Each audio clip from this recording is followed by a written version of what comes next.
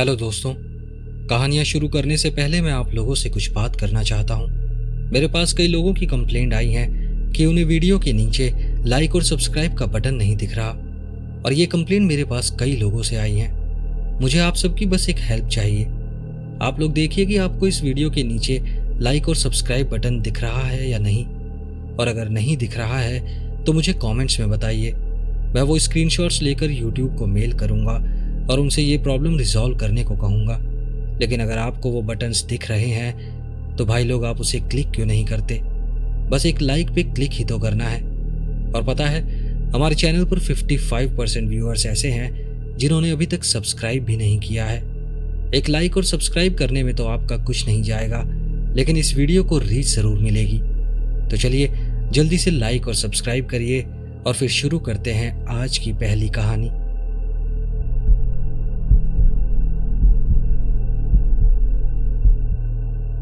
हम 3 दोस्त एक हफ्ते की लंबी ट्रैकिंग ट्रिप पर गए थे। हमारा प्लान था किसी ऐसी जगह को एक्सप्लोर करना जो एक तो रॉ नेचर के बीचों बीच हो और वहां पहले कभी कोई ना गया हो। हम 3 लोग थे, मैं, डैनी और सैम। जब हम लोग वहां जा रहे थे तो डैनी ने कहा कि हम मेन ट्रेल छोड़कर एक रेस्ट्रिक्टेड विल्डरनेस प्रिजर्व में घुसे। एक ऐसी जगह जो मैप में बड़ी मुश्किल से दिखती थी, जहां सिर्फ पहाड़ियों, नदियों और घने जंगलों के अलावा और कुछ नहीं था। हम लोग उस टाइप का एडवेंचर करने की कोशिश कर रहे थे जो इंसान जिंदगी में शायद एक बार तो जरूर करना चाहता है। एक बार दुनिया से पूरी तरह कट जाना चाहता है। शुरुआत में तो हम सब इस आइडिया को लेकर बहुत एक्साइटेड थे। ना मोबाइल नेटवर्क, ना लोग, बस जंगल और उसकी शांति। लेकिन जैसे जैसे दिन बीतते गए वो एक्साइटमेंट धीरे धीरे एक अजीब सी टेंशन में बदलने लगा। कुछ तो अजीब था उस पूरे माहौल में। ऐसा लग रहा था जैसे हम सिविलाइजेशन से बहुत दूर आ गए हों। जानता हूं हम यही चाहते थे, लेकिन ऐसा लग रहा था कि हम जरूरत से ज्यादा दूर आ गए हैं। सूरज धीरे धीरे ढल रहा था और हम करीब 10 मील तक चल चुके थे और इतना ज्यादा थक चुके थे कि हर कदम पर हमारे बैग और भारी लगने लगे थे। लेकिन फिर हमें एक छोटा सा खुला मैदान दिखा जो एक रिज के ठीक नीचे था। हम लोगों ने डिसाइड किया कि बस अब यहीं रिलैक्स करते हैं और कैंप भी यहीं सेटअप करते हैं। वो जगह बिल्कुल परफेक्ट थी। वहां से पूरी वैली दिख रही थी और दूर दूर तक जंगल फैला हुआ था। बहुत शांत और सुकून भरा माहौल था। हमने अपने टेंट्स लगाए और रात गुजारने की तैयारी शुरू कर दी। कैंप फायर के चारों ओर बैठकर हम लोग हंसी मजाक करने लगे और दिन भर की थकान धीरे धीरे उतरने लगी। लेकिन जैसे ही आसमान में अंधेरा और गहरा हुआ, डैनी अचानक चुप हो गया। उसने ऊपर रिज की ओर देखा और फिर धीरे से ऊपर की ओर इशारा किया। हम सब ने उसकी नजरों का पीछा किया और फिर जो हमने देखा उसे देखकर मेरे पेट में अजीब सी हलचल होने लगी। एक काला साया ऊपर रिज की चोटी पर खड़ा था। वो एकदम शांत खड़ा था और हमारी तरफ देख रहा था। वो रिज ज्यादा ऊंची नहीं थी, लेकिन फिर भी इतनी दूरी थी कि उसका चेहरा या कोई डिटेल समझ नहीं आ रही थी। लेकिन वो इतना पास भी था कि उसकी मौजूदगी डरावनी लग रही थी। वो बिना हिले डुले बस वहां खड़ा था और हमें देख रहा था। हमने सोचा कि शायद ऊपर की तरफ लोग कैंपिंग कर रहे होंगे और शायद उन्हीं में से कोई ऊपर से हमें देख रहा होगा। लेकिन पता नहीं क्यों मुझे कुछ ठीक नहीं लग रहा था। कोई ऐसे चुपचाप कैसे खड़ा हो सकता था और कितनी देर खड़ा रह सकता था? वो काफी देर से हमें देख रहा था। डैनी ने सबसे कहा कि रिलैक्स करो, लेकिन मुझे उसकी आंखों में भी वही बेचैनी दिख रही थी जो मैं महसूस कर रहा था। पता नहीं क्यों मुझे ऐसा लग रहा था जैसे हमने यहाँ आकर बहुत बड़ी गलती कर दी है। ना चाहते हुए भी हम सब चुपचाप ऊपर ही देखते रहे। वो साया भी वैसे का वैसा ही खड़ा रहा। अगर कोई इंसान होता और इतने लोगों को अपनी तरफ देखते हुए देख रहा होता तो वहां से चला जाता, या कम से कम थोड़ा सा तो जरूर हिलता। लेकिन वो साया बिना हिले डुले वैसे ही खड़ा रहा। खैर, जैसे ही सूरज की रोशनी गायब होने लगी वो साया मुड़ा और अंधेरे जंगल में गुम हो गया। हम सब ने एक राहत की सांस ली। डैनी ने उस बात को हंसी में उड़ाने की कोशिश की, लेकिन मैं नोटिस कर रहा था वो बार बार पीछे की तरफ मुड़कर देख रहा था, जैसे कोई उसके पीछे खड़ा हो। हमारे ग्रुप में डैनी सबसे बहादुर है और उसे ऐसी हालत में देखना मुझे थोड़ा डरा रहा था। अब रात तेजी से गहराने लगी थी और हमें ठंड भी महसूस होने लगी थी, जो हमारी जैकेट्स के अंदर तक जा रही थी। आग की जलती हुई लपटें हमारे चारों तरफ एक घेरा सा बना रही थी, लेकिन उसके बाहर की दुनिया खाली सी लग रही थी। ऐसा लग रहा था जैसे हमारी हंसी और बातें उस घेरे से बाहर जा ही नहीं पा रही हैं। मैं बार बार ऊपर रिज की तरफ देख रहा था, उम्मीद कर रहा था कि वो साया फिर से दिखेगा, लेकिन रिज अब पूरी तरह अंधेरे में डूब चुकी थी। जैसे ही आग बुझने लगी, हमने तय किया कि अब सोने का टाइम है। डैनी ने आग पर पानी डाला और हम सब अपने अपने टेंट में घुस गए। मैं बाहर की नेचुरल साउंड सुनते हुए सोने की कोशिश कर रहा था, लेकिन मेरे मन में अभी भी वो अजीब सा डर बाकी था।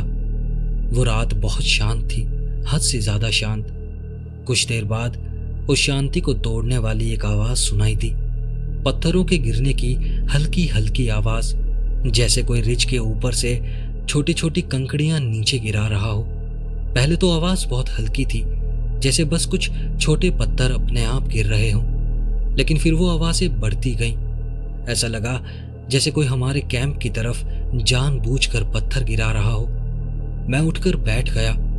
हर पत्थर ऐसा गिर रहा था जैसे सोच समझ कर फेंका जा रहा हो, इतना पास कि हमें लगे कि कुछ हो रहा है, लेकिन इतना दूर कि किसी को कोई नुकसान न पहुंचे।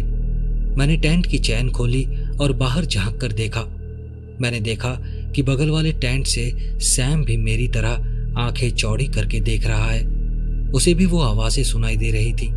फिर उसने रिज के ऊपर की तरफ इशारा करके कहा कि वहां कोई है। फिर तभी डैनी अपने टेंट से झांकते हुए बोला कि शायद कुछ ढीले पत्थर नीचे गिर रहे होंगे, लेकिन उसकी आवाज में वो यकीन नहीं था। पत्थर गिरना बंद नहीं हुए थे। ऐसा लग रहा था जैसे कोई हमें परेशान करने की कोशिश कर रहा हो। परेशान कहना भी गलत होगा। ऐसा लग रहा था जैसे कोई हमें चेतावनी दे रहा हो। तभी अचानक डैनी खड़ा हुआ और अपने टेंट से बाहर निकला। सैम और मैंने एक दूसरे की तरफ देखा, लेकिन हमने कुछ कहा नहीं। हमने देखा कि डैनी रिज के ऊपर जाने वाली पतली सी ट्रेल पर चढ़ने लगा। उसने अपने हाथ में एक टॉर्च पकड़ रखी थी, जो अंधेरे में धीरे धीरे ऊपर नीचे हिल रही थी। उसने 2-3 बार ऊपर की तरफ आवाज भी लगाई, लेकिन कोई जवाब नहीं आया। जैसे ही वो रिज के ऊपर पहुंचने ही वाला था, वो साया हमें फिर से दिखा। डैनी की टॉर्च की हल्की सी रोशनी में वो साया बस 1 सेकंड के लिए दिखा और फिर उतनी ही जल्दी गायब हो गया। ऐसा लगा जैसे वो अंधेरे में घुल गया हो। तभी डैनी भी वहां से नीचे लौटने लगा। जब वो नीचे आया, उसके चेहरे पर हवाइयां उड़ी हुई थी। हमने उससे पूछा कि वहां कौन था, क्योंकि हमें टॉर्च की हिलती हुई रोशनी में बस वो 1 सेकंड के लिए दिखा था। हमें उम्मीद थी कि शायद डैनी ने उसे साफ साफ देखा हो। उसने सर हिलाकर कहा कि वहां कोई खड़ा था और बस उसे ही देखे जा रहा था। अभी उसने इतना कहा ही था कि एक और पत्थर रिज से लुढ़कता हुआ आया और सीधा उसके पैरों के पास आकर गिरा। हम सब चुप हो गए और ऊपर देखने लगे कि शायद वो साया फिर से दिखे, लेकिन वहां कुछ नहीं था। रिज पूरी तरह अंधेरे में ढकी हुई थी। हम सब कैंप के पास फिर से इकट्ठा हो गए और सोचने लगे कि आगे क्या करें। उन पत्थरों की आवाज में नींद तो नहीं आने वाली थी। मेरा मन कह रहा था कि सब कुछ समेट कर वहां से निकल जाएं, लेकिन अंधेरे में जंगल पार करना भी कोई अच्छा ऑप्शन नहीं था। तभी हमें एक आवाज सुनाई दी, बहुत धीमी, जैसे कोई फुसफुसाहट हो। वो आवाज हवा के साथ रिज से नीचे आ रही थी। आवाज इतनी धीमी थी कि कोई शब्द समझ नहीं आ रहा था। कुछ देर बाद वो आवाज आनी बंद हो गई, लेकिन अब तक हम सभी बहुत ज्यादा डर चुके थे। सैम ने कहा कि हमें वहां से निकल जाना चाहिए। डैनी ने भी सहमति में सर हिलाया। उसका पहले वाला कॉन्फिडेंस अब बिल्कुल गायब हो चुका था। हम सब ने जल्दी जल्दी अपना सामान समेटा। मैं बार बार ऊपर देख रहा था। मुझे डर लग रहा था कहीं वो साया नीचे आकर हम पर हमला ना कर दे। अब जैसे ही हमने नीचे की ओर चलना शुरू किया, वो देखे जाने वाला एहसास और भी ज्यादा बढ़ गया, जैसे हम किसी ऐसी चीज को परेशान कर रहे हों जो नहीं चाहती थी कि हम वहां हों। मैं बार बार पीछे मुड़कर देखता रहा, क्योंकि मुझे ऐसा लग रहा था जैसे किसी भी पल वो साया हमारे पीछे चलता हुआ दिख जाएगा।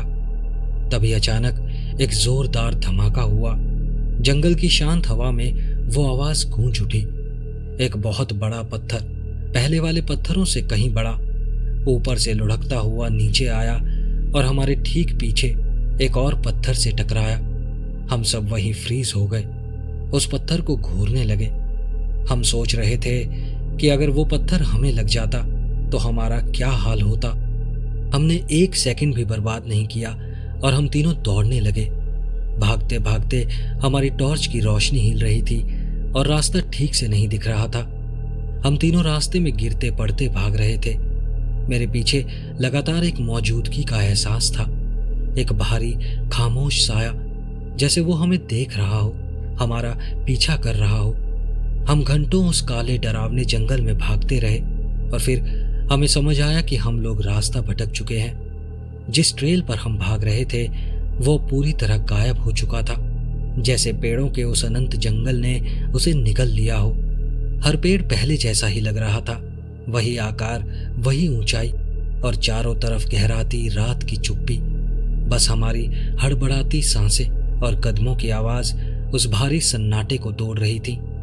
जब भी हम रास्ता समझने के लिए रुकते थे, हमें वो एहसास फिर से महसूस होता था, कोई मौजूदगी ठीक हमारे आसपास, लेकिन हमारी नजर से छुपी हुई। हमें नहीं पता था कि जाना कहाँ है, लेकिन इतना जरूर पता था कि रुकना नहीं है। रुकना कोई ऑप्शन ही नहीं था। रात बढ़ती जा रही थी और हर कदम के साथ हमारी टांगें और दर्द कर रही थी। दिमाग सुन्न होने लगा था, धड़कनें बेतरतीब हो गई थी। हम थक कर चूर हो गए थे। हमारा पीने का पानी भी अब खत्म होने वाला था। पेट भूख के मारे गुड़गुड़ा रहा था, लेकिन किसी ने भी रुकने, खाने या आराम करने की बात तक नहीं की। जंगल अब किसी शांत जगह जैसा नहीं लग रहा था, बल्कि ऐसा लग रहा था जैसे हर चीज के पीछे कोई गलत मंशा हो। हर बार कोई टहनी टूटने की आवाज या पत्तों की सरसराहट होती, हम और तेज चलने लगते। हम डर के मारे ठहरना तो दूर, पलटना भी नहीं चाहते थे। सुबह तक हम उस रिज से काफी दूर आ चुके थे। अब हमारे चारों तरफ सिर्फ घनी झाड़ियां और लंबे चौड़े पाइन्स के पेड़ थे, जो ऐसे झुक रहे थे जैसे जंगल हमें खुद निकलने आ रहा हो। सूरज की रोशनी भी उन पेड़ों के छप्पर से बड़ी मुश्किल से छनकर आ रही थी, और जो भी रोशनी थी वो अजीब अजीब छायाएं बना रही थी। मैं बार बार पीछे देख रहा था।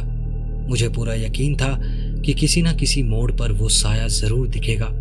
कोई था जो हमें बस कुछ कदम पीछे फॉलो कर रहा था, जैसे कोई हमें उस जंगल के और अंदर ले जा रहा हो। चलते चलते रात हो गई, लेकिन हम उस जंगल से बाहर नहीं निकल पाए। हमने एक जगह देखकर कैंप लगाया और उस रात भी हम कुछ खास सो नहीं पाए। हमने बारी बारी से पहरा देने की कोशिश की, लेकिन थकावट इतनी थी कि हमारे होश डगमगाने लगे। मुझे याद है मेरी नींद किसी हल्की सी फुसफुसाहट से टूटी थी और मैंने देखा सैम और डैनी दोनों जाग रहे थे, बिल्कुल शांत, एकटक जंगल की तरफ देख रहे थे। किसी ने कुछ नहीं कहा, लेकिन हम सब जानते थे वो फुसफुसाहट हम में से किसी की नहीं थी। वो आवाज जंगल के अंदर से आ रही थी। दूसरे दिन भी हम पूरी तरह भटक चुके थे। भूख अब अंदर से काटने लगी थी, दिमाग घूम रहा था, कदम लड़खड़ा रहे थे। हर थोड़ी देर में हमें कदमों की आवाज सुनाई देती, जैसे कोई छुपकर हमारे आसपास चल रहा हो, लेकिन कभी भी कोई दिखाई नहीं दिया। तीसरे दिन भी हम जंगल में भटकते रहे। जब तीसरे दिन का सूरज ढलने लगा, तब डर हकीकत में बदलने लगा। हमें बिल्कुल भी अंदाजा नहीं था कि हम कहाँ हैं, और हर रास्ता जैसे एक ही जगह पर वापस लाकर छोड़ देता था। रात होते ही जंगल फिर से जिंदा हो गया था। चारों तरफ से आवाजें आने लगी, वही फुसफुसाहट, पत्तों की सरसराहट, टहनियों की चरमराहट, जैसे कहीं पास ही कोई भारी चीज चल रही हो। हम सब आपस में सटकर चलने लगे। कोई भी एक शब्द भी नहीं बोल पा रहा था, बस एक के बाद एक कदम, जैसे शरीर अब ऑटो पायलट पर चल रहा था। मुझे नहीं पता हम कितनी देर तक ऐसे ही भटकते रहे, लेकिन जब मेरी टांगें जवाब देने ही वाली थी, तभी मुझे एक हल्की सी उम्मीद की चमक दिखी। पेड़ों के बीचों बीच एक हल्की सी शीशे की चमक। वो हमारी कार थी। वो वहीं खड़ी थी जहां हमने छोड़ी थी, लेकिन अब उस पर पत्तों और टहनियों की मोटी परत चढ़ चुकी थी। हम लड़खड़ाते हुए पेड़ों से बाहर निकले और कार के पास जाकर लगभग गिर पड़े। बैग्स वहीं गिरा दिए और खुद कार के दरवाजों से टिक गए। जैसे ही हम कार के अंदर गए, हमने दरवाजे लॉक किए और इंजन चालू किया। तब जाकर हमने खुलकर सांस ली। किसी ने कुछ नहीं कहा। हम बस सड़क की सीध में देखते हुए जा रहे थे। कोई भी पीछे मुड़कर देखने की हिम्मत नहीं कर पा रहा था। हमें उस कार तक पहुंचने में 3 दिन लग गए थे और उन 3 दिनों में मैं पूरे यकीन के साथ कह सकता हूं, हम एक भी पल अकेले नहीं थे। जो भी वो चीज थी जो हमने उस रिज पर देखी थी, वो नहीं चाहती थी कि हम वहां रुके। उन 3 दिनों में हम बस घुसपैठिए थे, एक ऐसे जंगल में जहां के नियम हमें समझ ही नहीं आए। घर लौटकर हमें ठीक होने में कुछ हफ्ते लग गए। हम थोड़े डिहाइड्रेटेड थे, शरीर में विटामिन्स की कमी हो गई थी, लेकिन जिंदा थे और अपने घर पर थे। बस हमारे लिए यही बहुत था। ये सब 2 साल पहले हुआ था और तब से मैंने कभी हाइकिंग नहीं की और शायद पूरी जिंदगी कभी कर भी नहीं पाऊंगा।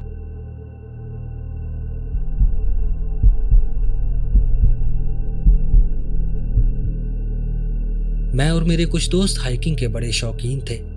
अब तो हम ज्यादा ट्रिप्स पर नहीं जाते, लेकिन पहले हर गर्मियों में कम से कम 1-2 हाइकिंग ट्रिप पर जरूर जाते थे। अमेरिका के मशहूर हाइकिंग स्पॉट्स पे जाना हमारी बकेट लिस्ट का एक हिस्सा था। ज्यादातर मौकों पर सबसे डरावनी चीज जंगल में खुले में टॉयलेट जाना होता है, और यकीन मानिए, अगर आप रात के वक्त टॉयलेट जा रहे हैं तो वो काफी डरावना अनुभव हो सकता है। लेकिन एक बार कुछ ऐसा हुआ जिसने हम सबको सच में डरा दिया, और आज भी इतने सालों बाद जब भी उस दिन की याद आती है, मेरी रूह कांप जाती है। यह घटना करीब 8 साल पहले येलोस्टोन नेशनल पार्क में हुई थी। हमने एक झील के पास थोड़े निचले इलाके में कैंप सेटअप किया था। फिर सोचा चलो पहाड़ों की तरफ हाइक करते हैं, करीब 10,500 फीट की ऊंचाई तक। वहां से जो नज़ारे दिखे वो सच में कमाल के थे। लेकिन तभी ऊपर पहुंचते ही मेरा एक दोस्त चिल्लाने लगा। उसने कहा कि देखो, मुझे कुछ मिला है, सब लोग जल्दी आओ। हम सब उसके पास गए और हमने देखा कि उसे एक घोड़े की खोपड़ी मिली थी। वो खोपड़ी पूरी तरह सूखी हुई थी, कोई मांस नहीं था, बस हड्डी बची थी। हमने उसके कुछ फोटो लिए और हंसते हुए मजाक किया कि ये तो बिल्कुल हॉरर मूवी जैसा लग रहा है। फिर हम वापस कैंप की तरफ लौट गए। कैंप में पहुंचकर हम सब पसीने पसीने हो गए थे, तो हमने सोचा झील में डुबकी लगाकर थोड़ा साफ सुथरा हो लिया जाए। हम सब एक दूसरे को बिना कपड़ों के देखना नहीं चाहते थे, तो हमने सोचा कि झील के किनारे थोड़ी दूरी बना लेते हैं ताकि हर किसी को थोड़ी प्राइवेसी मिल जाए। किनारा थोड़ा ऊबड़ खाबड़ था और जगह जगह पर पेड़ थे, तो अगर हम अच्छे से फैल जाएं तो सबको नहाने के लिए थोड़ी सी प्राइवेट जगह मिल सकती थी। जैसे ही मैंने अपने कपड़े उतारने शुरू किए, तभी एक दोस्त फिर से चिल्लाया, भाई इधर आओ, जरा देखो ये क्या है।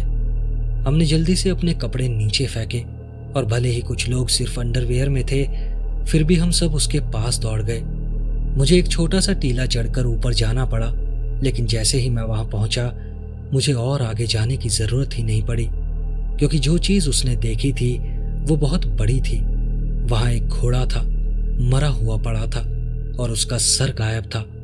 उसे देखकर हम सब वहीं जम गए। अब हमें लगा कि जो खोपड़ी हमें पहाड़ पर मिली थी वो शायद इसी घोड़े का सर था, लेकिन ऐसा होना पॉसिबल नहीं था। जैसा कि मैंने बताया, वो खोपड़ी पूरी तरह सूखी और साफ थी, लेकिन जो घोड़ा वहां पड़ा था वो अब भी सड़ रहा था। अब मैं नहीं जानता कि किसी इंसान के लिए इतनी जल्दी एक खोपड़ी को पूरी तरह से साफ और सूखा बनाना मुमकिन है या नहीं, लेकिन हमें लगा कि दोनों चीजें शायद एक दूसरे से जुड़ी ही नहीं थी। फिर हमने सोचा येलोस्टोन में तो बहुत सारे जंगली जानवर हैं, हो सकता है किसी ने उस घोड़े का सर ही खा लिया हो। लेकिन तभी जब हम उस मरे हुए घोड़े के पास खड़े थे, हमें कुछ दिखा। घोड़े के सर के पास कंकड़ पत्थरों के बीच पुराने जमाने के कैमरे की फिल्म दबी हुई थी। हमारे एक दोस्त ने झुककर उनमें से एक फिल्म को उठाया और जैसे ही उसने उसे रोशनी में उठाकर देखा, उसने एक धीमी डरी हुई आवाज में ओह माय गॉड बोला। मैं और एक और दोस्त तेजी से टीले से नीचे भागे, ये देखने के लिए कि उसने ऐसा क्या देख लिया था। फिर उसने वो रोल हमें दिया उसमें स्पष्ट रूप से उसी बिना सर वाले घोड़े की फोटो थी। हम सब एक एक करके वो नेगेटिव्स देखने लगे। हम लोग सोच रहे थे कि कोई इंसान ऐसी फोटो क्यों खींचेगा, और वो भी एक पुराने कैमरे से, जब आज के वक्त में हर किसी के पास हाई मेगापिक्सल कैमरा फोन होता है। फिर हमने सोचा कि क्या जिसने ये फोटो ली थी कहीं उसी ने तो इस घोड़े का सर नहीं काटा, या फिर शायद उसने पहले भी ऐसा किया हो और वो सूखी खोपड़ी किसी पहले वाले मामले की हो। फिर हमें एक और बात समझ में आई। वो फोटोज कंकड़ों के नीचे दबी हुई थी। ऐसा लग रहा था जैसे वो काफी समय से वहां पड़ी थी, लेकिन उन पर कोई खास घिसाव या नुकसान नहीं हुआ था। मतलब जो भी वो नेगेटिव्स वहां छोड़कर गया था, उसने जानबूझकर उन्हें कंकड़ों से दबाया था ताकि वो हवा से ना उड़ जाएं। और अगर ऐसा है तो वो नेगेटिव्स हाल ही में वहां रखे गए थे। मतलब साफ था, जिसने भी ये सब किया था वो अब भी यहीं कहीं आसपास हो सकता है। और बस इसी बात पर हम सबके पसीने छूट गए, क्योंकि जंगल के बीच में कोई अजीब चीज मिलना एक बात है, लेकिन जब लगे कि उस अजीब चीज को करने वाला इंसान अभी भी वहीं कहीं घूम रहा है, तो मामला और सीरियस हो जाता है। हमने फौरन वहां से निकलने का फैसला किया। थकान भले ही हद से ज्यादा थी, लेकिन वहां रुकना बहुत बड़ा रिस्क हो सकता था। जो इंसान जानवर के साथ ऐसा कर सकता था, क्या पता इंसानों के साथ भी वैसा ही करे। हमने सोचा कि बेहतर यही होगा कि सामान समेटो और कोई और जगह ढूंढो, क्योंकि अगर रात में ये सोचकर सोना पड़े कि किसी पागल इंसान या किसी मॉन्स्टर ने बस कुछ मील दूर ऐसा किया है, तो नींद तो वैसे ही गायब हो जाएगी। वो अब तक की सबसे अजीब और डरावनी चीज थी जो हमें कभी भी हाइकिंग के दौरान देखने को मिली थी।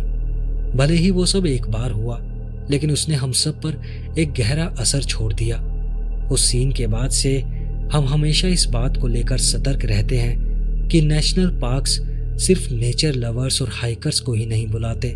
कभी कभी कुछ बहुत ही डिस्टर्ब्ड और भयानक लोग भी वहां आते हैं।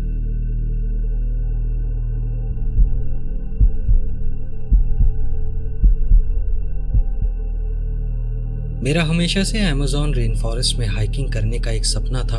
दक्षिण अमेरिका की सबसे जंगली जगहों के बीचों बीच कैंप लगाना, जंगल के बीच अकेले रहना, ये मेरा बचपन का सपना था। अमेज़न के बारे में जो कहानियां मैंने सुनी थी, उन्होंने मेरा ध्यान पूरी तरह खींच लिया था। वहां के खतरे, उस जंगल का विशाल आकार और वहां रहने वाले अजीब अजीब जानवर। ऐसा लगता था जैसे वो जंगल खुद एक जिंदा चीज हो। और सिर्फ इसीलिए जब मुझे वहां जाने का मौका मिला तो मैंने एक सेकंड भी नहीं सोचा। मैंने बस हल्का सामान पैक किया, बस उतना जितना कुछ दिनों के लिए जरूरी था, और जंगल के अंदर कुछ दिन अकेले बिताने के लिए निकल पड़ा। पहले कुछ घंटे बिल्कुल वैसे ही थे जैसा मैंने सोचा था, एकदम एडवेंचर और रोमांच से भरे हुए। चारों तरफ चिड़ियों और कीड़ों की आवाजें गूंज रही थी। पेड़ बहुत ऊंचे थे और उनकी टहनियों की घनी पत्तियों ने ऊपर एक हरा सा छप्पर जैसा बना दिया था। हर थोड़ी देर में मुझे पेड़ों के बीच कुछ जानवर दिखाई देते थे, लेकिन वो इतने तेज होते थे कि मैं ठीक से देख भी नहीं पाता था। अकेले होने की वजह से मुझे हर चीज अलग महसूस हो रही थी, जैसे मैं वक्त में पीछे चला गया हूँ, बाकी दुनिया से पूरी तरह दूर हो गया हूँ। दोपहर तक मैं छोटे से खुले इलाके में पहुंचा जिसके पास पानी की एक छोटी सी धारा बह रही थी। मैंने अपना कैंप वहीं लगाने का फैसला किया। मैंने टेंट लगाया और जल्दी से कुछ खा पी लिया, और फिर आसपास के माहौल को समझने के लिए मैं थोड़ा घूमने निकल पड़ा। जंगल इतना घना था कि ज्यादा दूर तक कुछ दिख नहीं रहा था, लेकिन मैंने सोचा कि जब तक मैं पानी के साथ साथ चलता रहूंगा मैं रास्ता नहीं भटकूंगा। लेकिन दिन की रोशनी उम्मीद से जल्दी कम होने लगी और जंगल में अंधेरा घिरने लगा। हवा भी काफी ठंडी हो गई थी। मैंने कुछ सूखी लकड़ियां इकट्ठा की और एक छोटी सी आग जलाई। आग के पास बैठकर लपटों को देखता रहा और साथ ही देख रहा था कि मेरे आसपास की परछाइयां लंबी होती जा रही थी। तभी मुझे पहली बार कुछ महसूस हुआ। जंगल की जो नॉर्मल आवाजें थीं, जैसे कीड़ों की आवाज, पत्तों के हिलने की आवाज और दूर दूर से आते जानवरों की आवाजें, वो सब एक साथ बिल्कुल बंद हो गई थी। चारों तरफ एकदम खामोशी छा गई थी। मैंने खुद को समझाया कि शायद ये दिन और रात के अंतर की वजह से हो रहा है, लेकिन वो सन्नाटा वो बहुत अजीब था। मेरे अंदर कुछ कह रहा था कि कोई मुझे देख रहा है। मैंने चारों तरफ देखा, ध्यान से देखने की कोशिश की, लेकिन कुछ नहीं दिखा। आंख की रोशनी भी बस थोड़ी दूर तक ही जा पा रही थी और उसके आगे सब कुछ काला था। मैंने खुद को शांत करने की कोशिश की, लेकिन हर छोटी सी आवाज, जैसे पत्ते गिरने की या टहनी टूटने की, मेरा दिल जोर जोर से धड़कने लगता। मैंने अपनी टॉर्च उठाई और जंगल की तरफ रोशनी डाली, लेकिन वहां सिर्फ मोटे मोटे पेड़ और झाड़ियां थी। जो भी था वो खुद को छुपा रहा था। वो रात मुझे बहुत लंबी लगी। मैं बड़ी मुश्किल से सो पाया। बार बार पूरी रात मुझे कुछ सुनाई देता रहा, कभी कदमों की आहट, कभी सांसों की आवाज या किसी टहनी के टूटने की आवाज। लेकिन जब भी मैंने चेक किया वहां कुछ नहीं होता था। मैं सोचने लगा कि कहीं मेरा दिमाग ही तो गेम नहीं खेल रहा। नींद पूरी ना होने की वजह से सुबह तक मैं पूरा थक चुका था। मैंने फैसला किया, बस अब और नहीं, मुझे यहां से निकलना होगा। कुछ था जो मेरे हर मूवमेंट पर नजर रख रहा था, पेड़ों के पीछे से मेरे हर कदम को देख रहा था। मैंने तेजी से अपना सामान समेटा और वापस जाने वाले रास्ते पर चल पड़ा। मैं एकदम सतर्क था, हर आवाज पर एकदम अलर्ट था। हर बार ऐसा लगता जैसे कोई मुझे देख रहा है। हर कुछ मिनटों में मैं पीछे मुड़कर देखता, कभी तो कुछ दिखेगा, लेकिन हर बार कुछ भी नहीं होता था। दोपहर तक मैं वहां पहुंच गया जहां से जंगल थोड़ा हल्का होने लगता था। मुझे थोड़ी राहत सी महसूस हुई, लेकिन तभी मैंने कुछ देखा। रास्ते में कीचड़ में एक निशान था और वो मेरा नहीं था। वो किसी जानवर का भी नहीं लग रहा था। वो बहुत बड़ा था, नंगे पैर का निशान था और काफी ताजा था। जो भी था वो अब भी वहीं कहीं आसपास था। मैं वहीं ठहर गया। मेरी नजरें पेड़ों में उसे ढूंढने लगी। मुझे ना तो कुछ सुनाई दे रहा था और ना ही कुछ दिखाई दे रहा था, लेकिन मुझे पूरा यकीन था कि मैं अकेला नहीं हूं। तभी मेरी नजर के कोने से मुझे कुछ हलचल दिखी। कोई एकदम तेजी से किसी पेड़ के पीछे चला गया। वो इतना तेज था कि मैं साफ साफ देख नहीं पाया। बस इतना समझ आ गया था कि उसका आकार इंसानी था। अब मैं बहुत ज्यादा डर गया था। मैं अब वहां और ज्यादा रुकने के मूड में नहीं था। मैं भागने लगा। ऐसा लगा जैसे जंगल मुझे खुद बाहर धकेल रहा हो। हर तरफ से पेड़ पास आते जा रहे थे। रास्ता छोटा होता जा रहा था। दिल की धड़कन सीने से बाहर आने लगी थी। मैंने पीछे मुड़कर नहीं देखा, लेकिन मुझे साफ साफ सुनाई दे रहा था कि कोई मेरा पीछा कर रहा था। उसके कदम मेरे जितने ही तेज थे और वो और करीब आ रहा था। ऐसा लग रहा था जैसे पूरा जंगल उसके साथ मिलकर मुझे बाहर निकाल रहा हो। जब मैं आखिरकार जंगल के किनारे पहुंचा, मैं पूरी तरह पसीने से भीगा हुआ था और बुरी तरह हाँफ रहा था। मैं रुका, पीछे मुड़ा, पेड़ों की तरफ देखा, लेकिन मुझे कुछ भी नहीं दिखा। जंगल फिर से वैसे ही शांत था जैसे वहां कुछ हुआ ही ना हो। लेकिन मैं जानता था जो भी मेरा पीछा कर रहा था वो बस दिख नहीं रहा था, लेकिन वो कहीं आसपास ही छुपा हुआ था। वो देखे जाने वाला एहसास वो तो तब भी नहीं गया जब मैं अमेज़न जंगल से बाहर आ गया। खैर, मैं घर वापस सुरक्षित आ गया, लेकिन वो याद हमेशा मेरे साथ रही। मैं बार बार उस कीचड़ में पड़े निशान के बारे में सोचता हूँ। वो जो भी था वो बहुत पास था, इतना पास कि वो पूरे वक्त मुझे देख रहा था, मेरा पीछा कर रहा था, शायद सही मौके का इंतजार कर रहा था। लेकिन उसने हमला नहीं किया, क्योंकि शायद वो हमला करना चाहता ही नहीं था। वो बस मुझे जंगल से बाहर निकालना चाहता था। मैंने पहले भी ऐसी कई कहानियां सुनी हैं। लोग जंगल में जाते हैं और उनके साथ ऐसा ही कुछ होता है। कोई उन्हें जानबूझकर जंगल से बाहर निकालना चाहता है। मैं आप लोगों से जानना चाहता हूं कि सच में जंगलों में कोई मौजूद है या ये सब बस एक वहम है।